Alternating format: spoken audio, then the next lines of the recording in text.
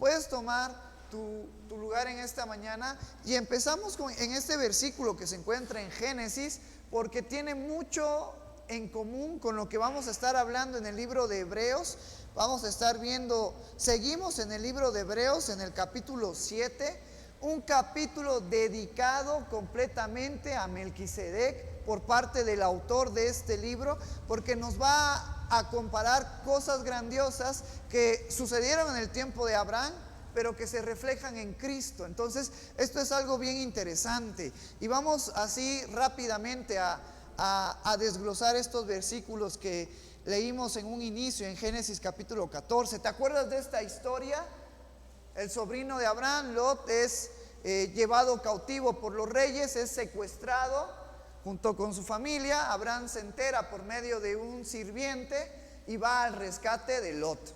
Entonces eran reyes poderosos los que habían hecho guerra contra Sodoma y Gomorra, habían ganado. Lot estaba cerca de esas ciudades, es llevado prisionero, cautivo, y Lot, como buen tío, pues era parte de su familia, va tras él. Sobre todo porque Abraham y Lot eran como padre e hijos, o padre o hijo. Lot había perdido a su papá, Abraham se hizo cargo de él.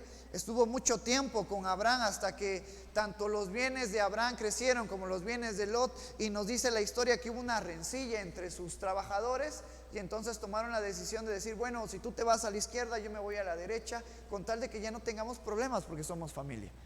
Así es como se separa Abraham y Lot, y posteriormente pues Lot es aprisionado por otros reinos, y Abraham va a su rescate. Entonces Dios bendice a Abraham. Abraham iba con sus sirvientes que no eran guerreros, que no eran bandidos, que no eran luchadores, que no tenían conocimiento en la espada, en la lanza. Ellos eran pastores de ovejas, probablemente uno que otro agricultor. Sin embargo, Dios mostró su gracia con Abraham y vencieron a aquel rey que tenía esclavo a Lot. Entonces llegamos a esta parte que se nos habla en el versículo 17. Cuando volvió de la derrota de Kedorlaomer y de los reyes que con él estaban, no solamente era un rey, eran varios reyes, Dios le dio la victoria a Abraham.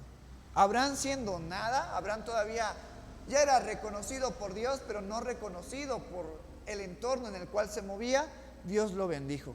Muchas veces, hermanos, en nuestras vidas las circunstancias son adversas, pero no importa si recibimos ánimo de las personas que nos rodean.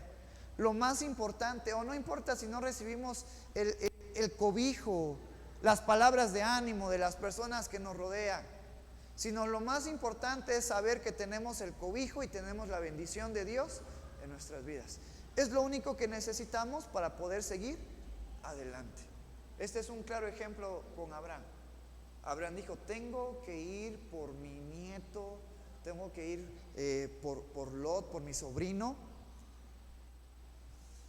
Estos reyes son guerreros, yo soy un pastor de ovejas, pero en el nombre de Jehová voy. Y Dios le dio la victoria. Entonces, no importa tu adversidad, no importa por lo que estés luchando, enfréntate a ese problema, enfréntate a esa adversidad en el nombre de Cristo, y vas a tener la victoria. Pero no huyas, porque tal vez ese es el problema más común del creyente. Al ver su problema, al ver su necesidad, queremos rodear ese problema. Moisés no rodeó el río o el mar, sino confió en Jehová, y Dios abrió el mar y ellos cruzaron. Esta es una lección muy importante para nuestras vidas. Enfréntate a tu problema, sabiendo que cuando digo que nos vamos a enfrentar, no vamos a ser nosotros, sino Cristo en nuestras vidas, el que nos va a llevar a vencer en medio de problema, en medio de la tormenta. ¿Quién es el que nos sacó? ¿Quién es el que nos rescató? Cristo. Entonces, seamos hombres valientes, mujeres valientes. Por eso Jesucristo dijo que los violentos, hablando del término valientes, son los que arrebatan el reino de los cielos. Entonces, este es un gran ejemplo que debe de estar en nuestras vidas. Seamos hijos, hijas valientes, porque en Cristo hemos vencido. Por eso nos dice, continuando este versículo, que con él estaban, salió el rey de Sodoma a recibirlo al valle de Sabe, que es el valle del rey. Entonces, aquí es la primera vez que se hace mención de este personaje de la Biblia, que solamente aparece en este versículo, en este capítulo 14, y después se hace mención en Hebreos 2 veces más. Nos dice: entonces Melquisedec, rey de Salem, sacerdote del Dios Altísimo, sacó pan y vino. Es bien interesante, porque de lo que tú y yo llevamos de Génesis 1 al 14, vemos cómo Dios escoge a Abraham. Dios quiere mostrar su grandeza, su poder, se muestra a Abraham y a su descendencia. Pero en este versículo 18 se nos dice que hay otra persona que es importante también, que es fundamental, porque luego en Hebreos se vuelve a tocar este personaje que se llama Melquisedec, rey de Salem. Era el rey de una nación, o eso es lo que sabemos. Y luego nos dice: y sacerdote del Dios Altísimo. Esta es otra descripción. Primero, Melquisedec era rey. Luego se nos dice que era rey, era sacerdote del Dios Altísimo. Hasta ahorita no se había hecho mención de los sacerdotes. La mención de los sacerdotes se hace a partir de Moisés, cuando Dios establece su pacto con el pueblo de Israel. Entonces son cosas interesantes, porque se nos está hablando de alguien que ya era sacerdote de Dios, del Dios Altísimo. Y luego dice que sacó pan y vino. ¿Qué tomó Jesucristo en su última cena? Pan y vino. Entonces los teólogos, cuando estudian estos versículos, ¿han escuchado la palabra cristofanías? Las cristofanías hacen referencias a aparición de Jesús antes de encarnarse o después de su encarnación. Ejemplos del Antiguo Testamento, cuando se nos menciona que el ángel de Jehová se hace mención de que se le aparece a algunas personas. Muchos dicen, bueno, era Jehová mismo. Otros dicen, probablemente era Cristo antes de ser encarnado. Otro ejemplo es este hombre que estamos estudiando, Melquisedec. Vamos a ver más adelante el por qué.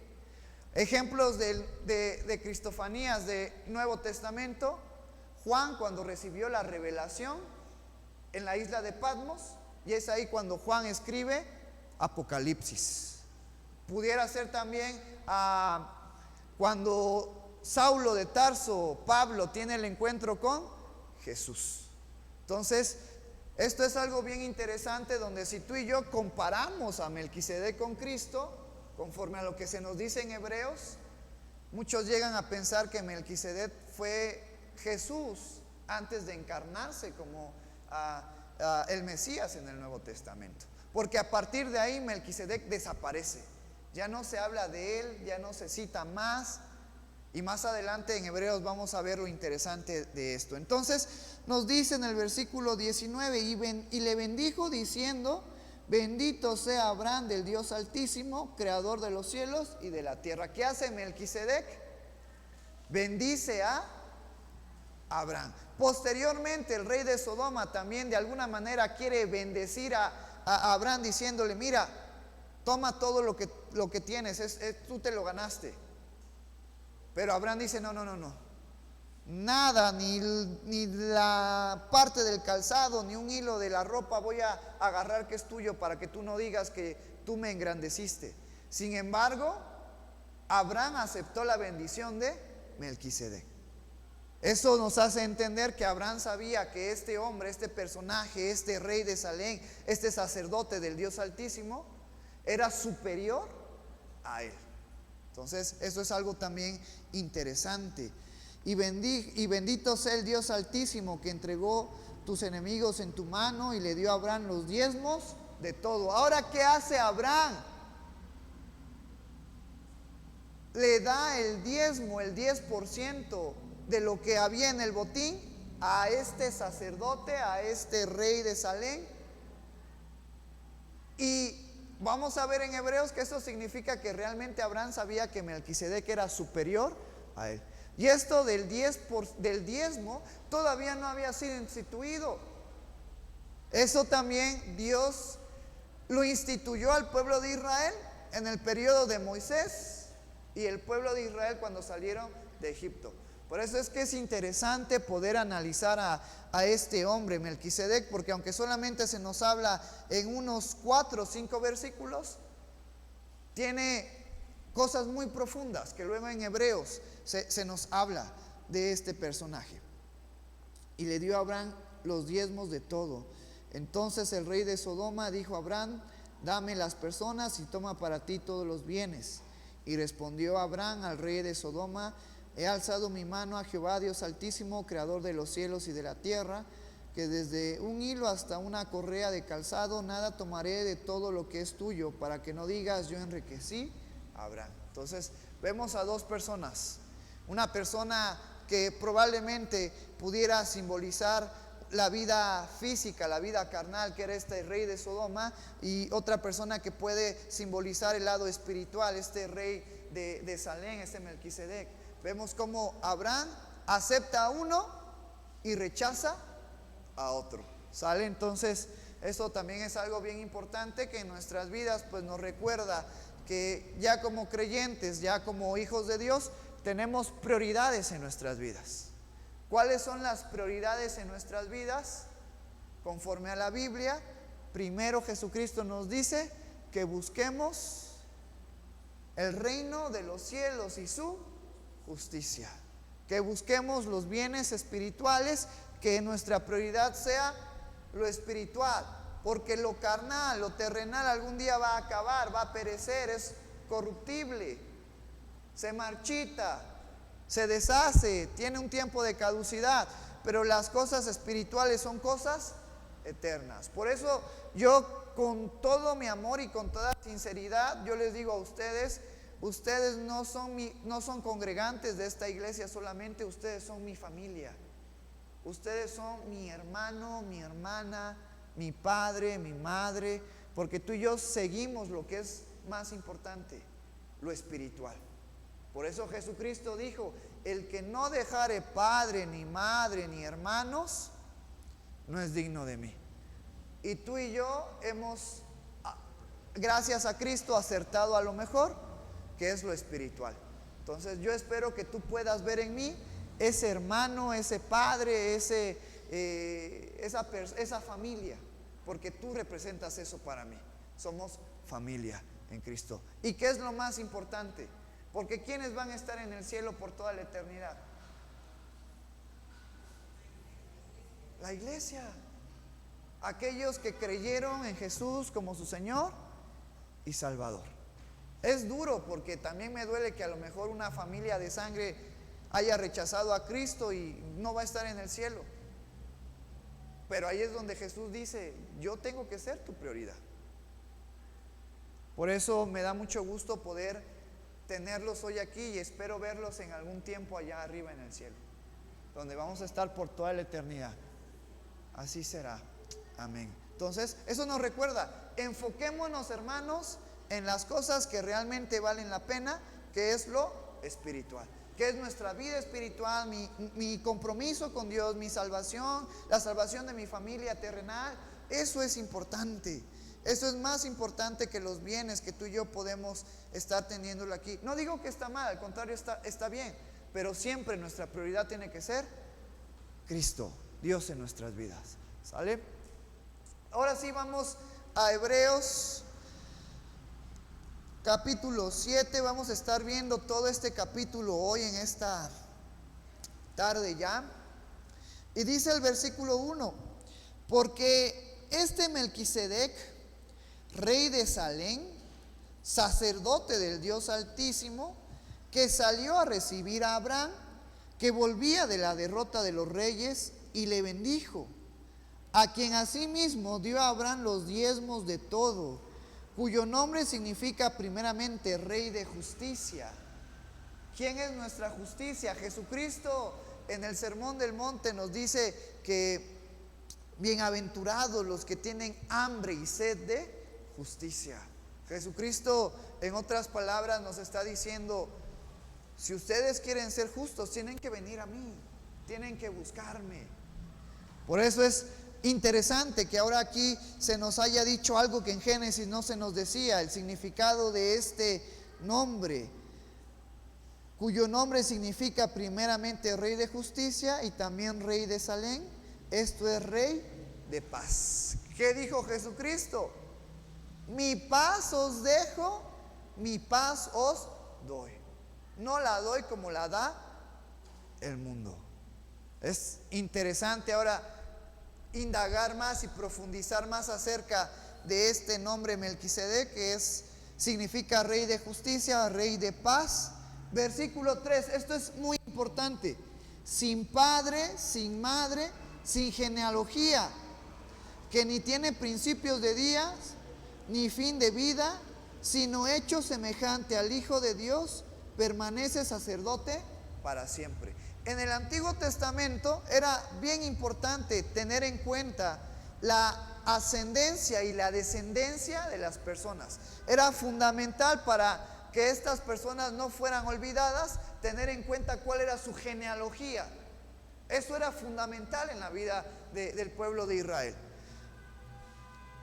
A lo largo de toda la Biblia se nos menciona la genealogía de los hijos de Set, la genealogía de Adán, la genealogía de Abraham, la genealogía de personas importantes, la genealogía del rey David.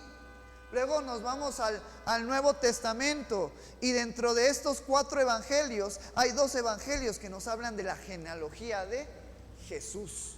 Entonces, que el autor de este libro nos haya dicho: no hay genealogía de este Melquisedec, es algo interesante, porque si este rey de Salem y sacerdote del Dios Altísimo era importante, debía de haber tenido una genealogía, información acerca de su ascendencia, información acerca de su descendencia, pero no la hay, no se encuentra, no existe. Por eso luego nos dice que ni tiene principio de días ni fin de vida.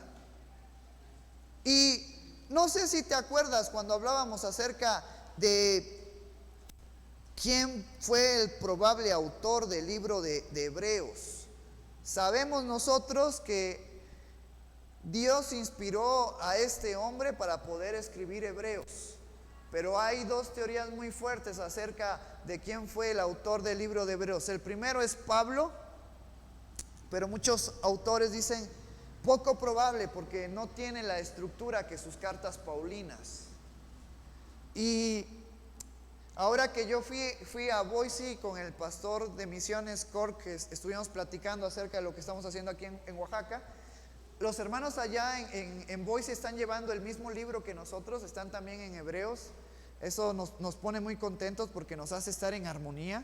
Y estábamos platicando acerca, bueno, de quién pudo ser el probable autor. Entonces él me dijo: mira, en la escuela, en la teología que yo llevé, se nos dice que muy probablemente fue Apolos.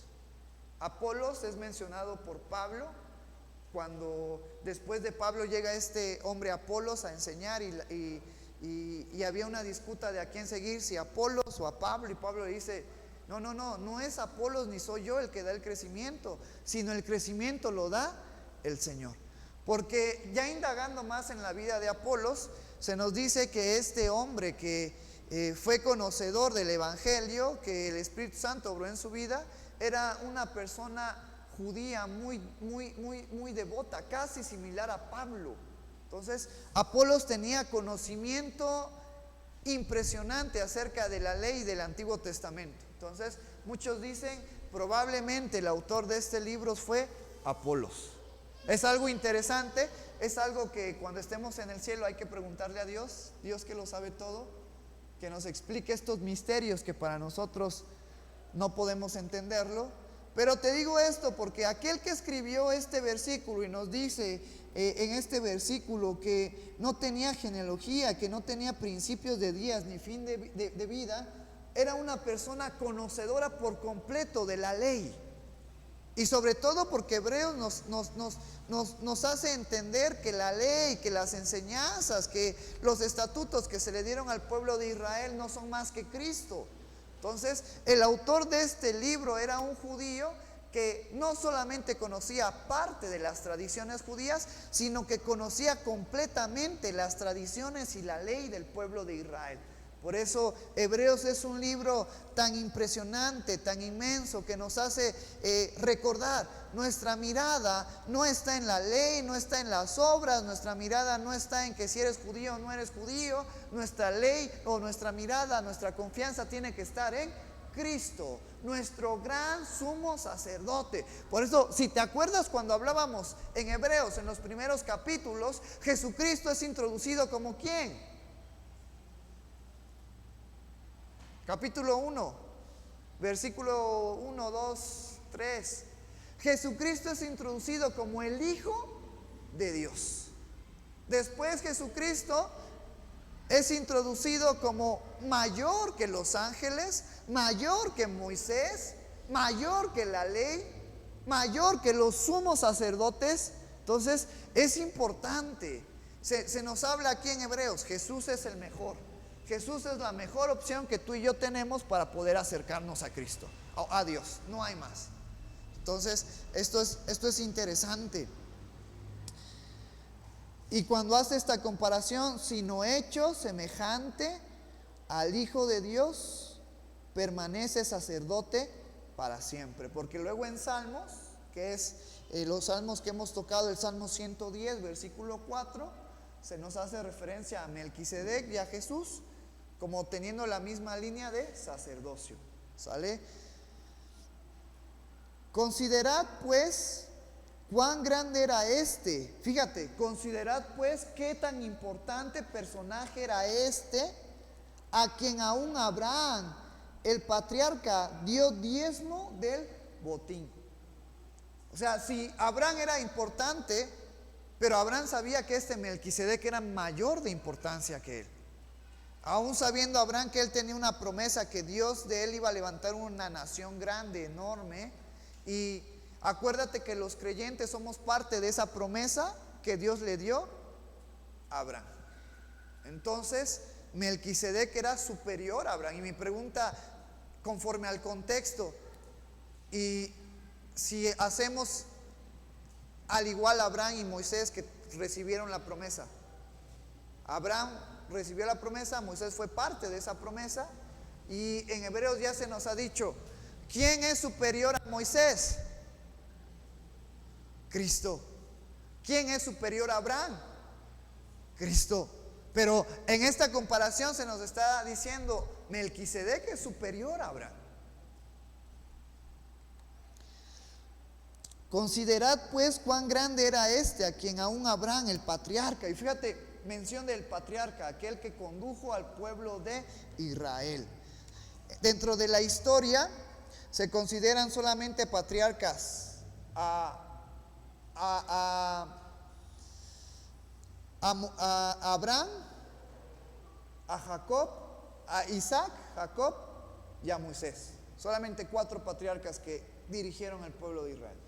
Es decir, para el pueblo de Israel hablar de los patriarcas, de estos 4 patriarcas, es hablar como de lo máximo en su historia. Sin embargo, este Melquisedec era superior a estos patriarcas. Dio diezmo del botín. Ciertamente los que de entre los hijos de Leví reciben el sacerdocio tienen mandamiento de tomar del pueblo los diezmos según la ley, es decir, de sus hermanos, aunque estos también hayan salido de los lomos de Abraham. Ciertamente dice, el diezmo Dios lo instituyó, pero no en esas instancias donde Abraham conoció a Melquisedec, sino después con la tribu de Leví. Cuando Dios toma a la tribu de Leví, le dice, ellos van a ser mi porción, y a ellos las demás tribus tienen que darle el 10% de sus bienes o de sus ganancias, de sus cosechas, del fruto de su trabajo.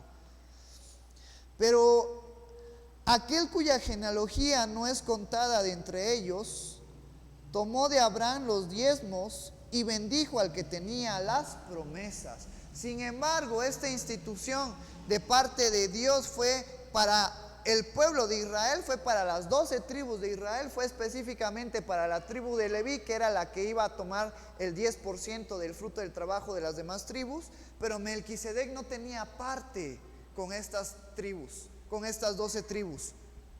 Sin embargo, nos dice en este versículo, tomó del diezmo. Y no solamente tomó del diezmo, sino que bendijo a Abraham. Cosa que ya más adelante, en el tiempo de Moisés, los levitas y sobre todo los sacerdotes eran los encargados de bendecir a las demás tribus. Tenemos la bendición sacerdotal, que es para el pueblo de Israel, que muchas veces nosotros la usamos porque creemos que también es para nosotros, que ahora somos hijos de Dios. Que el Señor te guarde, te bendiga, que haga resplandecer su rostro sobre ti y te dé paz. Pero este Melquisedec, no teniendo parte ni emparentamiento con Abraham, tomó los diezmos. Y tomar los diezmos es algo importante, significa que eres consagrado a Dios para su servicio. Y que bendigas a otra persona significa que Dios está contigo.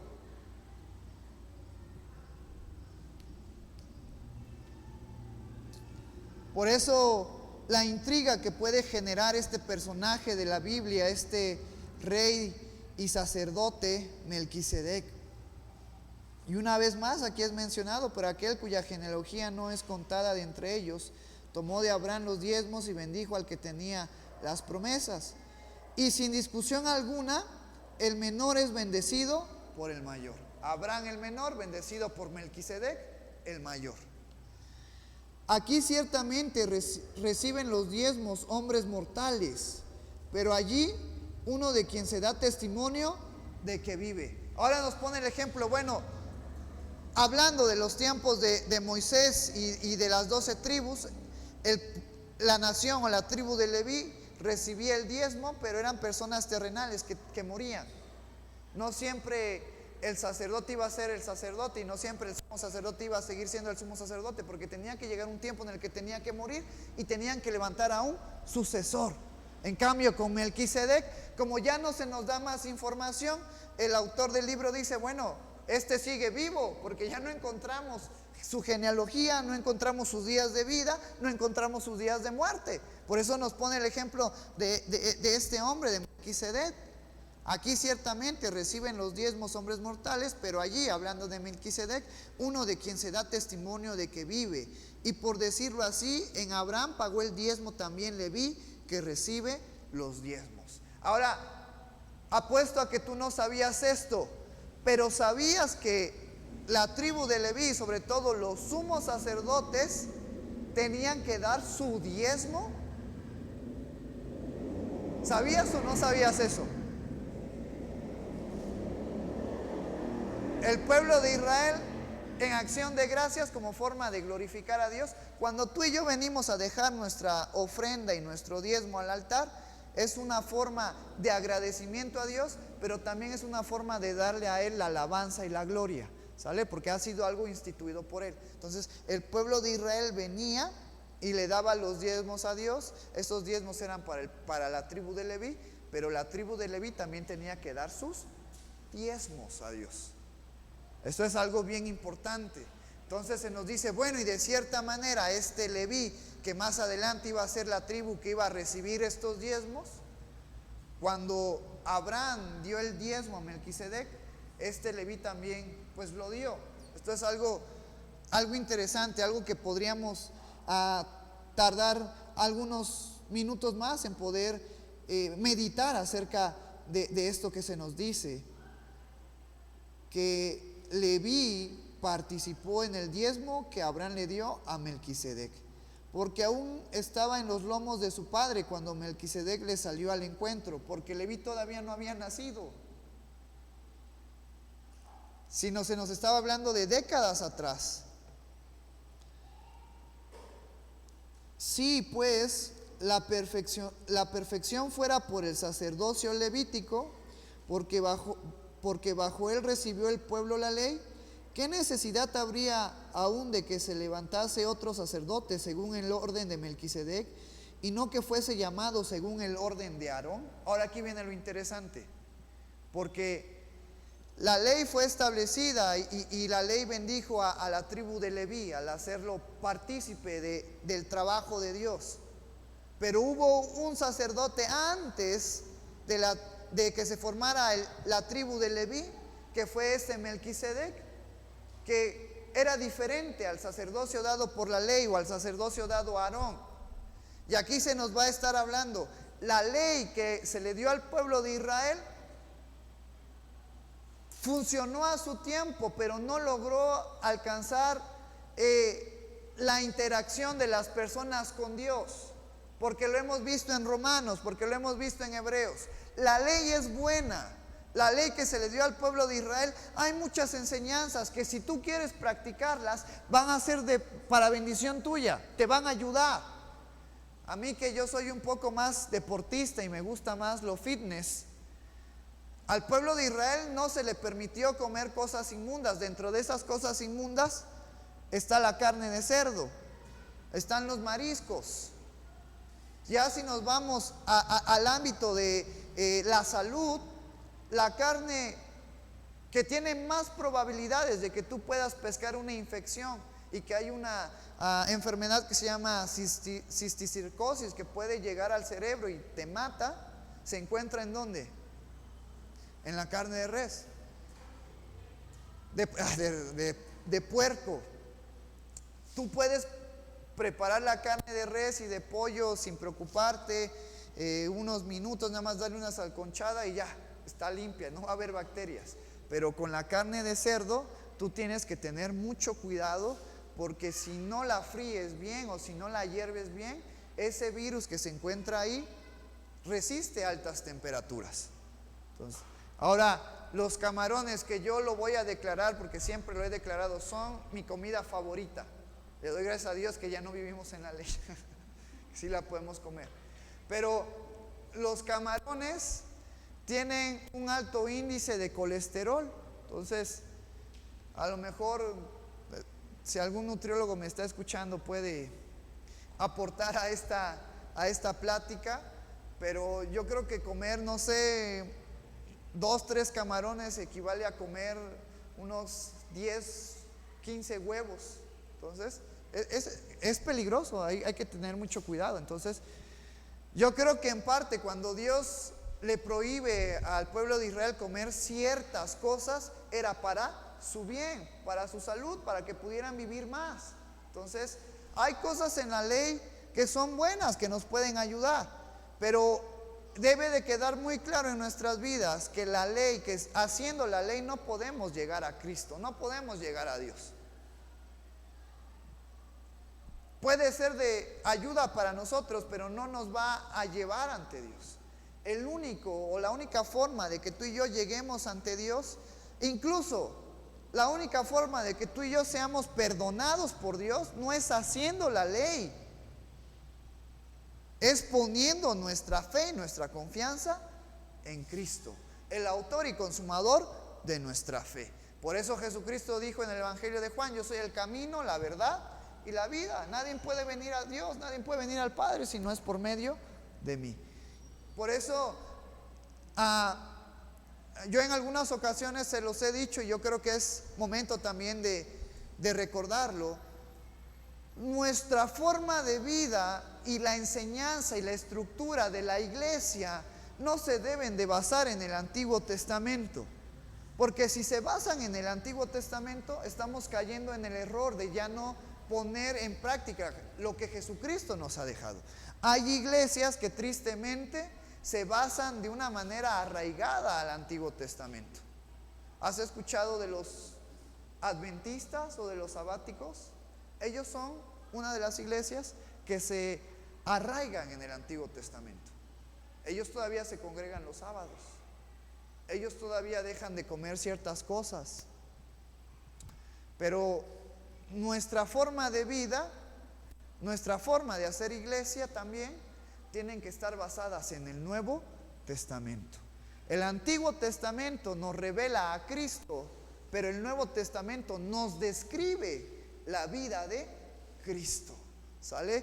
Por eso es algo bien importante que ahora el autor de este libro nos dice: mira, Dos tipos de sacerdocio: el sacerdocio de Leví, que representa al pueblo de Israel, y el sacerdocio de Melquisedec, que vamos a ver ahorita en estos versículos, que el sacerdocio de Melquisedec hace referencia a la función que Jesucristo hizo para darnos salvación. Vamos a seguir leyendo. Por eso nos hace esta pregunta en el versículo 11: ¿qué necesidad habría aún de que se levantase otro sacerdote según el orden de Melquisedec? Porque Melquisedec no era parte de las 12 tribus de Israel. Melquisedec no era parte de la tribu de Leví. Era una persona que no se tiene referencia de él, solamente que era el rey de Salem y sacerdote del Dios Altísimo, y que no fuese llamado según el orden de Aarón, hablando de la tribu de Leví, porque cambiando el sacerdocio, necesario es que haya también cambio de la ley. Y aquel de quien se dice esto es de otra tribu, de la cual nadie sirvió al altar. Porque manifiesto es que nuestro Señor, hablando de Cristo, vino. ¿De qué tribu vino Jesús? ¿De la tribu de Leví? No, de la tribu de Judá. Jesús era, en su genealogía, Jesús tenía parte con el rey David. Porque manifiesto es que nuestro Señor vino de la tribu de Judá, de la cual nada habló Moisés tocante al sacerdocio. Y esto es aún más manifiesto si a semejanza de Melquisedec se levanta un sacerdote distinto. Ahora se nos está diciendo Jesús, se nos introduce a Jesús. Jesús, siendo nuestro gran sumo sacerdote, por el cual podemos acercarnos a Dios para hallar oportuno socorro para nuestras vidas, Él no vino de la tribu de Leví, vino de la tribu de Judá. La tribu de Judá en ningún momento se le estableció por Dios que sirviera en el altar, en el lugar santísimo. Solamente a la tribu de Leví, a la descendencia de Aarón, hermano de Moisés. Sin embargo, nos está diciendo, un sacerdote nuevo, diferente a la de Leví, se tenía que establecer para que las cosas cambiaran, para que las cosas fueran mejor, así como en algún momento Abraham conoció a Melquisedec. Versículo 16: no constituido conforme a la ley del mandamiento acerca de la descendencia, sino según el poder de una vida indestructible. Dios dio ordenanzas al pueblo de Israel que los levitas, que los sumos sacerdotes y los sacerdotes tenían que ser a fuerzas de la descendencia de Leví, pero Dios, que es un Dios soberano, decidió que Jesucristo, nuestro Señor y Salvador, el Mesías, aquel que vino a darnos redención de nuestros pecados, naciera de la descendencia de la tribu de Judá. ¿Por qué? Porque Dios es omnipotente, porque Dios todo lo puede, porque ¿quién puede contradecir los pensamientos y las acciones de nuestro Dios? Nadie, ninguno de nosotros tenemos la capacidad, sino según el poder de una vida indestructible, pues se da testimonio de Él. Tú eres sacerdote para siempre, según el orden de Melquisedec. Se nos está citando Salmo 110, versículo 4, David hablando acerca de Jesús y haciendo mención de Melquisedec. Entonces, en este libro, en la Biblia, hay 3 veces que se nos habla de Melquisedec: Génesis, Salmos con David y Hebreos. Melquisedec, tú eres sacerdote para siempre, según el orden de Melquisedec. Por eso los teólogos dicen, se nos está describiendo que Melquisedec no murió, sino continuó siendo sacerdote. Por eso dicen, probablemente Melquisedec fue una cristofanía. Jesús mostrándose a Abraham antes de ser encarnado en el Nuevo Testamento. Esto es algo que puede pasar, es algo que puede pasar. Porque ¿qué hay imposibles para Dios? Nada. Si ya vimos que Jesús estuvo presente, ¿desde dónde? Desde antes, desde la fundación del mundo. Y veíamos en Génesis versículo 1, versículos 1, 2, 3, cómo podemos encontrar a la Trinidad. Dios, Jesús, siendo el verbo, la palabra con la cual fue formado, el Espíritu Santo andando en la tierra. Esto es algo muy, muy interesante.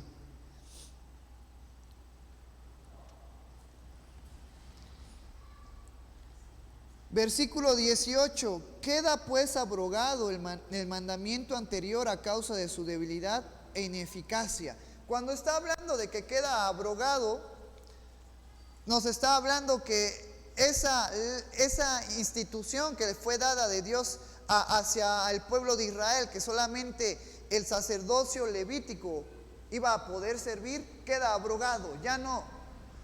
Ya no solamente ciertos cristianos pueden venir a servir en la iglesia, no solamente ciertos cristianos pueden venir a levantarse y predicar, no solamente ciertos cristianos pueden orar.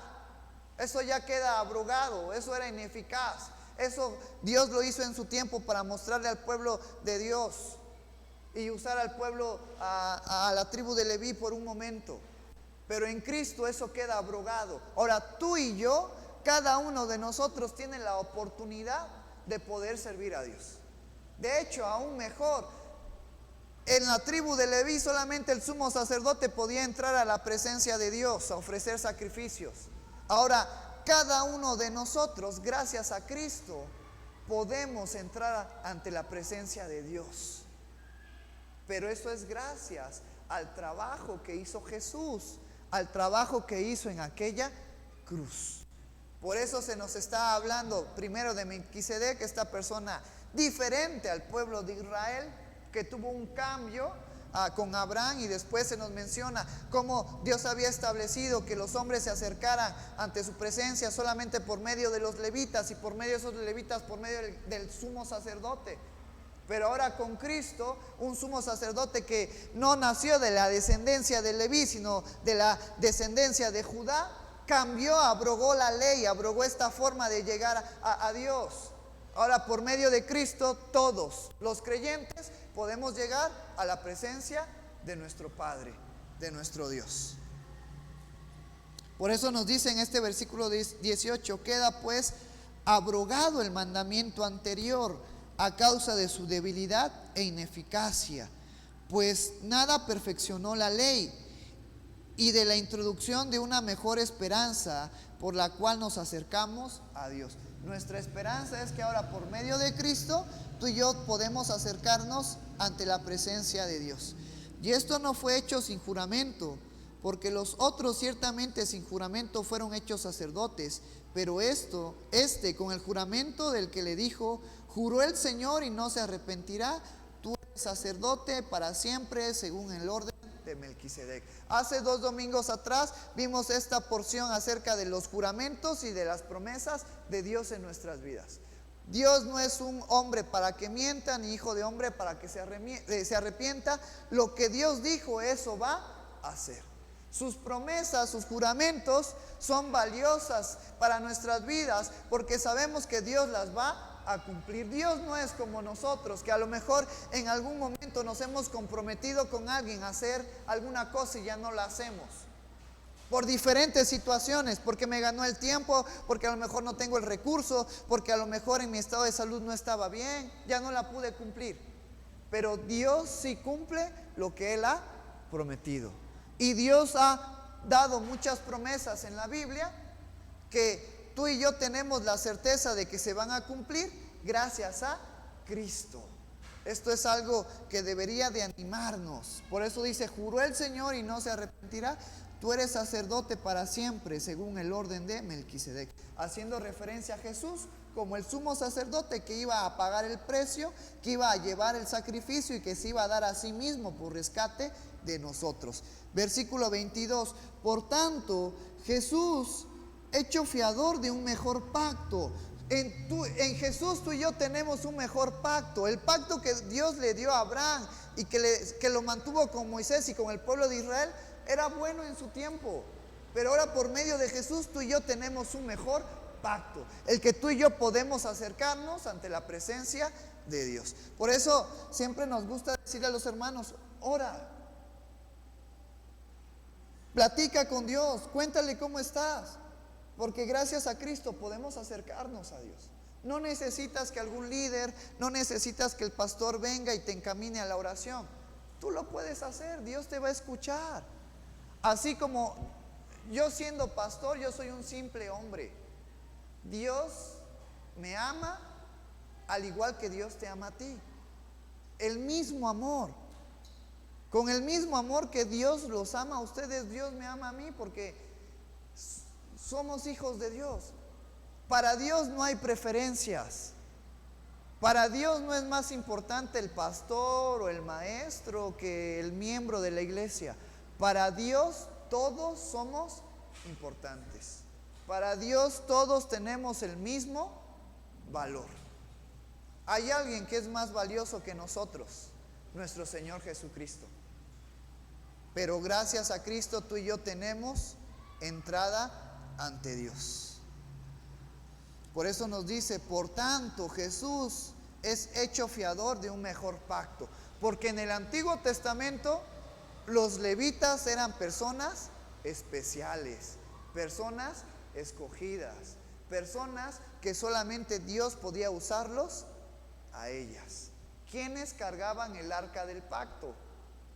El arca del pacto fue instituido a ser durante el periodo del pueblo de Israel en el desierto, donde se mantenían las tablas, la vara que reverdeció de Aarón, el maná del desierto que Dios les dio, y en algún tiempo también la serpiente de bronce, pero después vemos en la historia que Moisés la quiebra porque el pueblo empezaba a adorar a la estatua.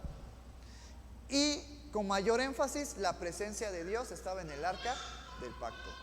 ¿Quiénes podían trasladar el arca del pacto de un lugar a otro lugar? Los levitas. Solamente los levitas eran partícipes del trabajo de Dios. Pero con Jesús, tú y yo tenemos un nuevo pacto, un mejor pacto, porque todos somos partícipes del trabajo de Dios en este mundo. Por eso es algo bien bonito y a mí me da mucho gusto en los divertisábados poder ver a la hermana Elsa, poder ver a la hermana José, a la hermana Mica, a Davicho, que vienen y están con los niños, porque todos podemos servir en la iglesia. La hermana Rosa, el hermano Rafa cuando nos vamos a las misiones, la hermana Kenia, todos podemos servir. Pero mi pregunta es, ¿qué es lo que te limita? Eso ya es de cada uno. Pero Dios no te limita. Dios, por medio de Cristo, nos ha dado las herramientas para que podamos servir en la iglesia. Entonces, yo te invito a que seamos partícipes del trabajo que Dios tiene en nuestra familia, en la iglesia, alrededor nuestro. Entonces, no nos limitemos.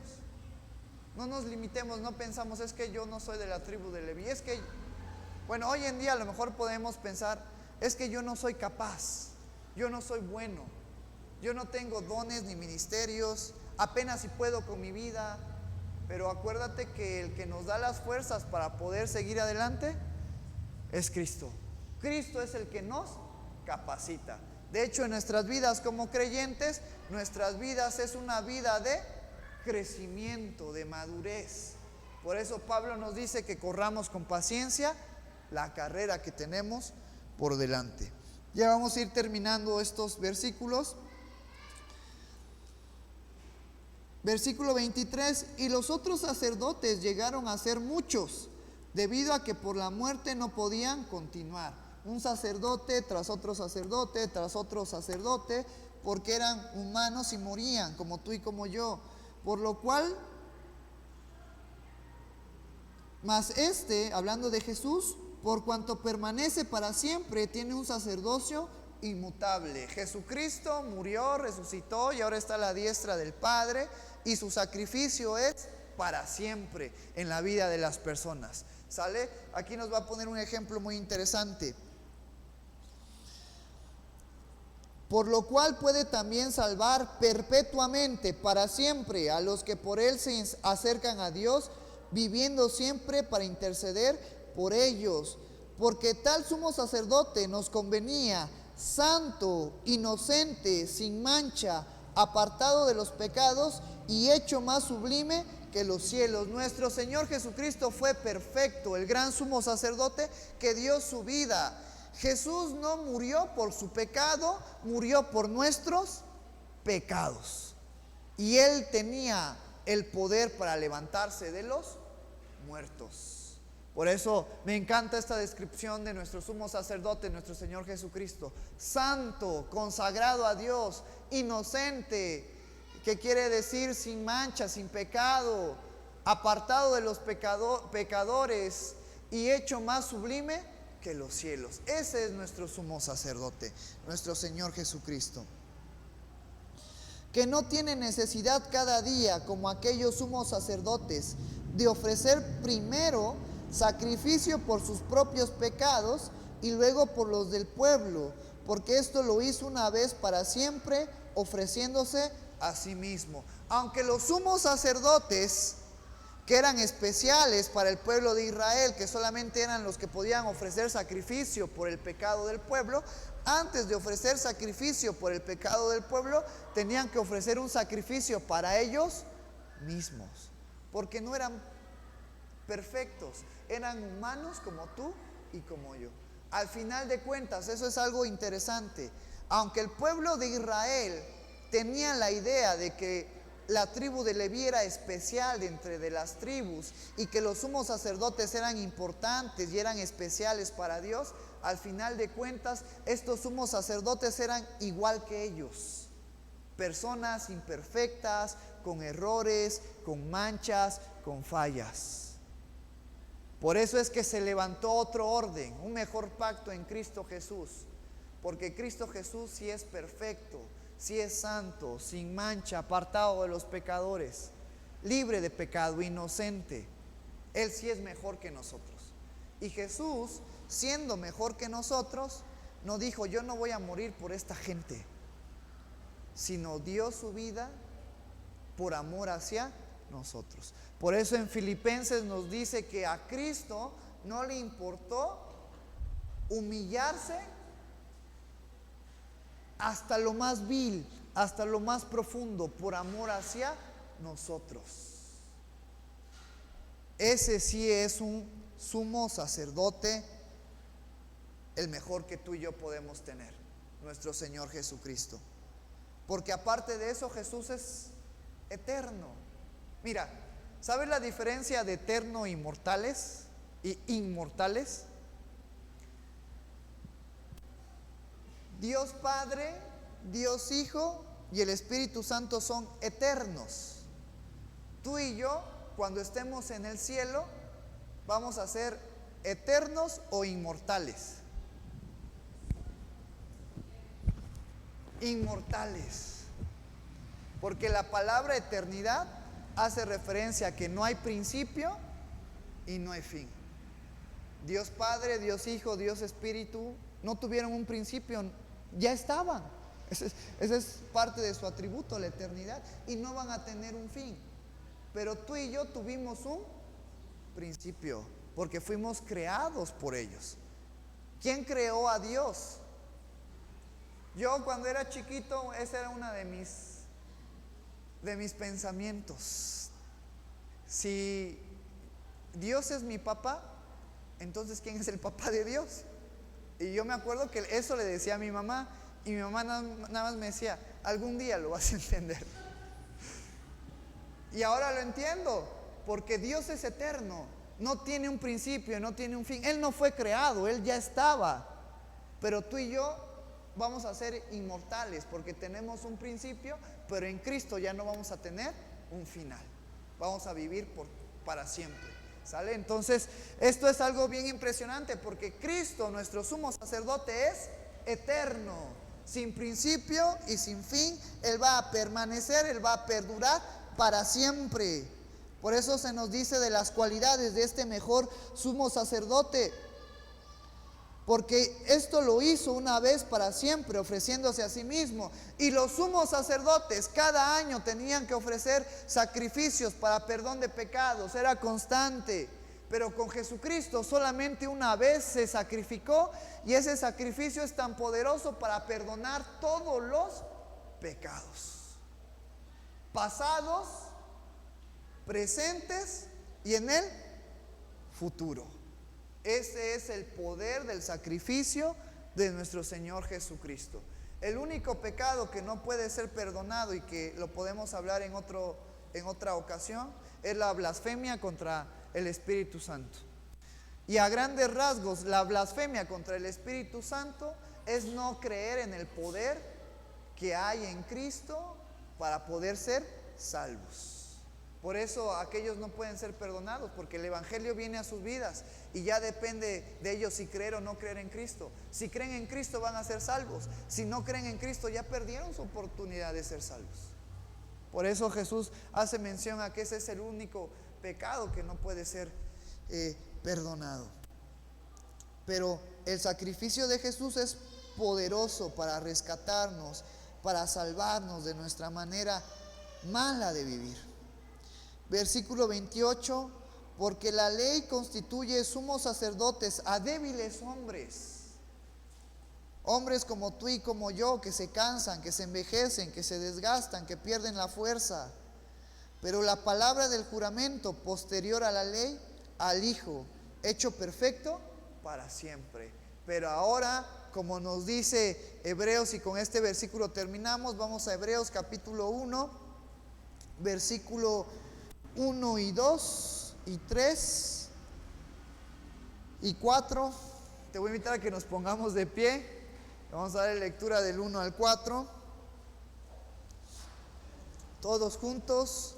Dice la palabra del Señor: Dios, habiendo hablado muchas veces y de muchas maneras en otro tiempo a los padres por los profetas, en estos postreros días nos ha hablado por el Hijo, a quien constituyó heredero de todo y por quien asimismo hizo el universo, el cual, siendo el resplandor de su gloria y la imagen misma de su sustancia, y quien sustenta todas las cosas con la palabra de su poder, habiendo efectuada la purificación de nuestros pecados por medio de sí mismo, se sentó a la diestra de la majestad en las alturas, hecho tanto superior a los ángeles, cuanto heredó más excelente nombre que ellos. Ese es nuestro sumo sacerdote, nuestro Señor Jesucristo. ¿Y por qué no en este momento le damos las gracias por lo que Él hizo en nuestras vidas, por lo que Él está haciendo en nuestras vidas y por lo que Él va a seguir haciendo el día de mañana en nuestras vidas? Pero gracias a Jesús nuestras vidas cambiaron. Gracias a Jesús tú y yo somos hombres nuevos. Gracias a Jesús nuestras ropas de pecado, de inmundicia fueron quitadas. Fuimos lavados en Cristo y fuimos puestos nuevas vestiduras en nuestras vidas. Gracias a Jesús ya no tenemos una mente de pecado, sino ahora tú y yo tenemos la mente de Cristo en nuestras vidas. Y por eso tú y yo podemos ser mejores personas. Pero esto es gracias a Cristo en nuestras vidas. Vamos a darle las gracias a Dios en este momento, en esta tarde, por lo bueno que Él ha sido en nuestras vidas. Gracias, Señor, por tu amor. Gracias, Padre, por tu misericordia. Gracias por tu bondad. Gracias por la oportunidad, Señor, que tú nos haces reflexionar en tu palabra, en tus sagradas escrituras, Señor. Gracias porque recordamos que nuestra vida ha cambiado, que ahora somos tus hijos, que hemos sido librados del pecado, que hemos sido limpiados, que nuestra mente ha sido puesta a la mente de Cristo, que nuestro espíritu ahora vive en ti, que ahora tenemos conexión en ti, Señor, pero que todo esto es posible gracias a Jesús, que vino a obrar en nuestras vidas, que un nuevo pacto se hizo por medio de Jesús en nuestras vidas. Había un pacto que fue invalidado, que era el tuyo hacia tu pueblo Israel, hacia la tribu de Leví, pero ahora en Cristo tenemos un nuevo pacto que nos bendice a todos, porque en Cristo ya no hay esclavo ni libre, porque en Cristo ya no hay judío o gentil, porque en Cristo ya no hay levita o de la tribu de Judá, porque en Cristo ya no hay siervo o libre, sino todos somos uno en ti, Señor. Y te amamos y glorificamos tu nombre por todo lo que tú estás haciendo en nuestras vidas, Señor. Palabra que también hemos recordado en estos versículos es que Jesucristo está a la diestra tuya intercediendo por nosotros. Señor, te damos gracias, te pedimos que tú nos ayudes a seguir adelante en medio de nuestras luchas, en medio de nuestras debilidades, en medio de nuestra aflicción, en medio, Padre, de nuestra tormenta.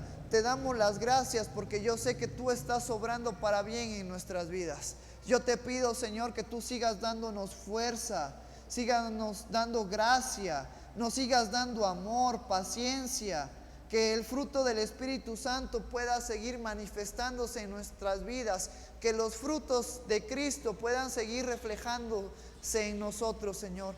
Yo te pido, amado Padre, que tú sigas trabajando en nuestras vidas, en nuestra mente y en nuestro corazón, haciéndonos cada día más como Cristo. Que nosotros aprendamos a menguar, como lo dijo Juan, para que Cristo se engrandezca en nuestras vidas.